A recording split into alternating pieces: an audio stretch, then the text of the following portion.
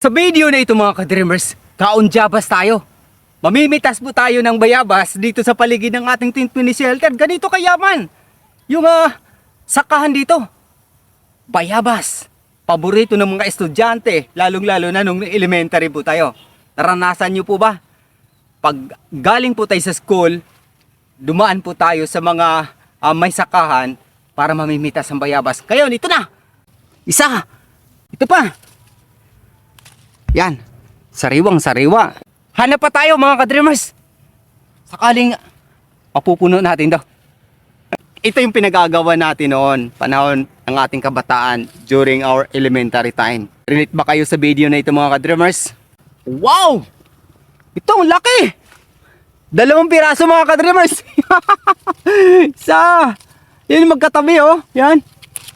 Yan. Ito pa. Siyempre, ito pa.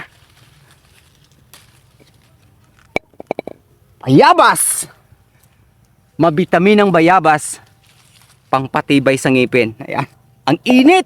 Pero, ganito yung karanasan natin noon. Balikan nyo kung paano mabitas ng bayabas. Ano pa tayo? Ayun, ito pa. Ito pa. Meron tayong nakaligtaan dito. Saan? Pa mga ka-dreamers. Sobrang init. Dumadalo na yung pawis sa mata ko. Dahil acidic tayo. Ayun. Sobrang anghang yung pawis ko. Ayan. Hanap pa tayo mga ka-dreamers dito sa side. Ito pa. Yan. Manibalang na bayabas. At yung pa pala sa taas. Ito. 2. Meron pa dito. Yan mga ka-dreamers. Lapag ko muna. Sa 2. Ayan. Dami na. Dito pa lang to sa area na to mga ka-dreamers ha. Dito sa side na to medyo madalang. Ah yun, meron tayong nakaligtaan dito. Sa side. Ito ba mga ka-dreamers? Yung bayabas kung minsan ay natatakpan ng mga dahon. Kaya dapat alis to tayo para makita natin yung bunga. Hanap pa tayo mga ka-dreamers. Ayun, ang laki. 3 piraso. Lang, kukunin natin ha.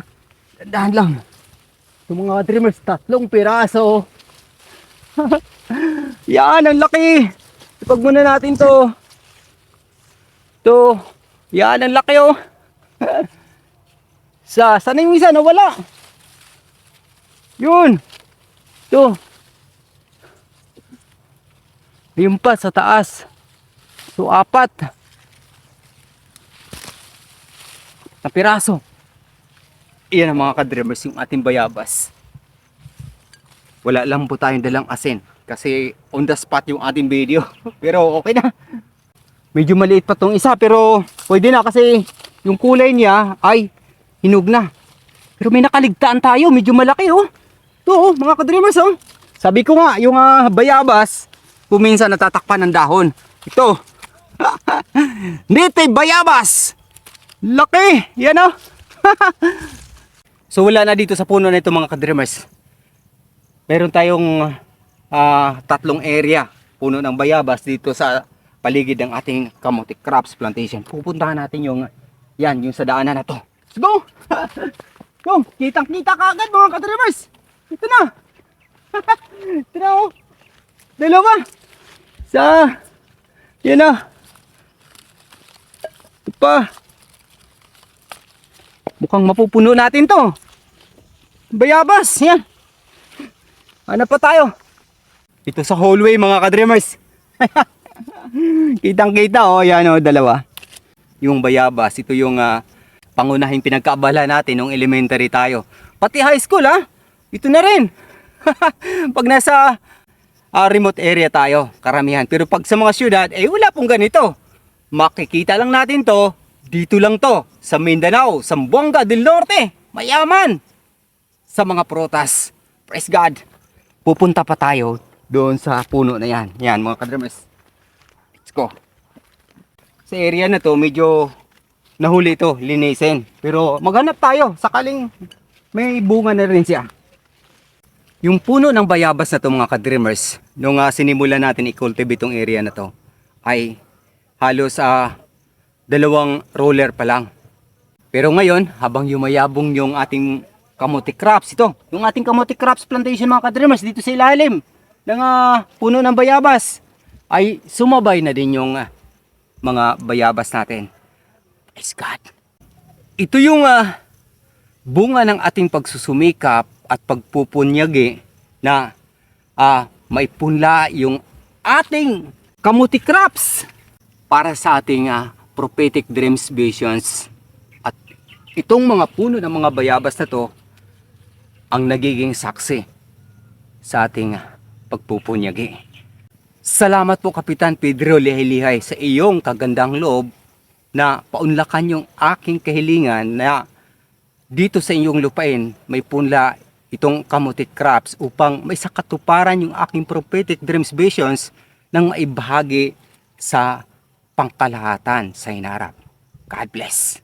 Hanap pa tayo na bayabas mga ka-dreamers. Grabing init.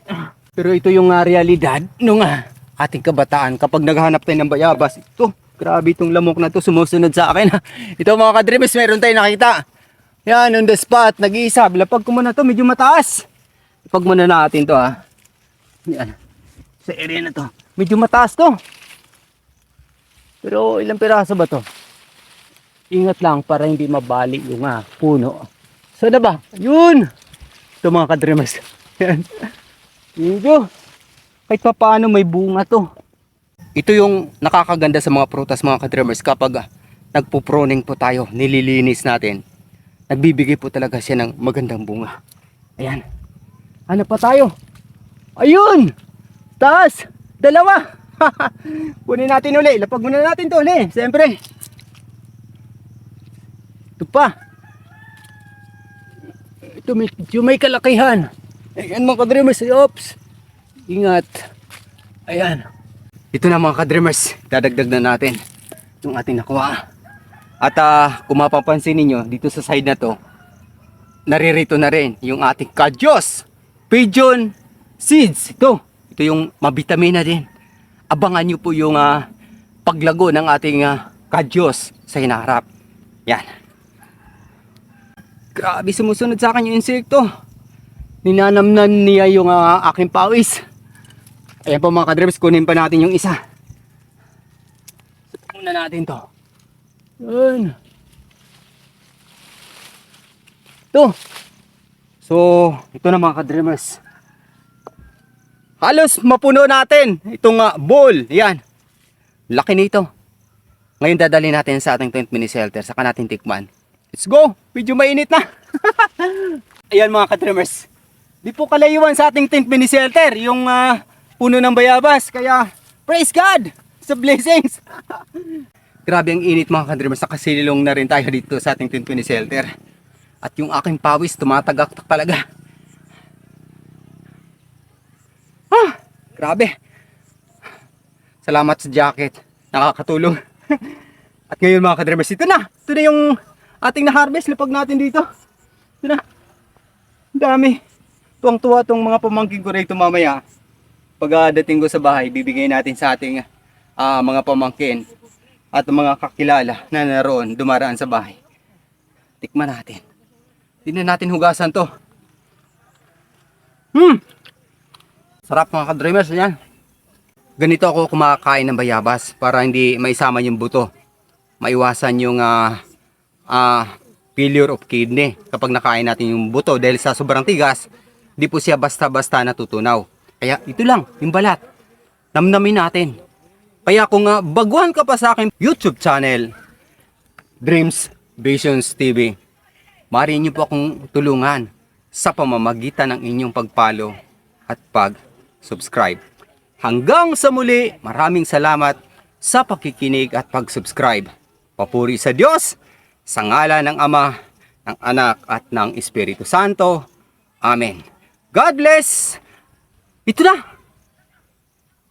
na yung na-harvest natin mga ka-dreamers.